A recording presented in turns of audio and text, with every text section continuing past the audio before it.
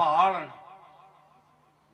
उस विच टोए खुडा वीरान जियां जगह उत्थे जिन्नात दा डेरा होंदा है, जिन्नात दा।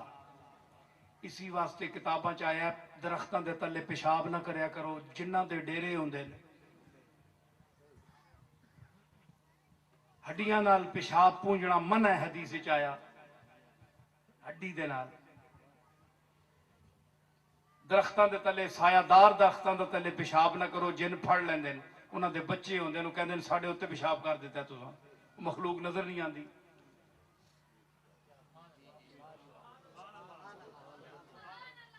समझ आई?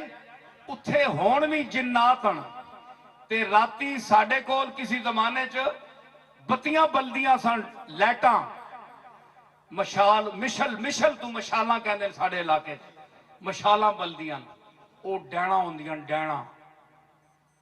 जिन्नात दी भी एक जिहड़ी जंगलां दी मखलूक होंदी, उन्हां दे विच उन्हां नूं डैण कहंदे ने। बला, आफत, जिन्हां दे पैर पुट्ठे होंदे ने। ਉਹ ਜਿਹੜੀਆਂ ਨਾ जी ਉਹ ਮਿਸ਼ਲਾਂ ਬਾਲਦੀਆਂ ਨੇ। ਜਿਹੜੇ ਗੁਜ਼ਰੇ ਨੇ ਰਾਹ ਗੁਜ਼ਰਨੇ ਵਾਲੇ ਲੋਕ ਹਨ, ਉਹ ਫਿਰ ਮਿਸ਼ਲਾਂ ਵੇਖ ਕੇ ਉਹ ਫਿਰ ਕਹਿੰਦੇ ਨੇ ਕੋਈ ਆਬਾਦੀ ਹੈ यार, ਇੱਥੇ ਖਾਈਏ ਜਾ ਕੇ, ਕੋਈ ਰਾਤ ਰਹੀਏ। ਹੁੰਦੀਆਂ ਉਹ ਡੈਰਾਂ, ਡੈਣਾ, ਡੈਣਾ।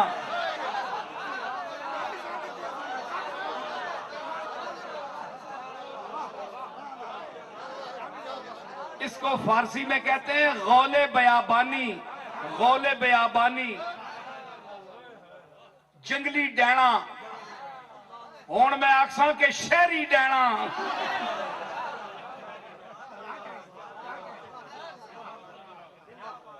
वो मिशल बाल के काफलियां नूं कोल ले आंदे ने, गिचियां कोप के, माल खस के मार देंदे ने उत्थे, ते आप गायब हो जांदे। उन्होंने गोले बयाबानी कहते हैं फारसी। लुगत वेख लो उठा के।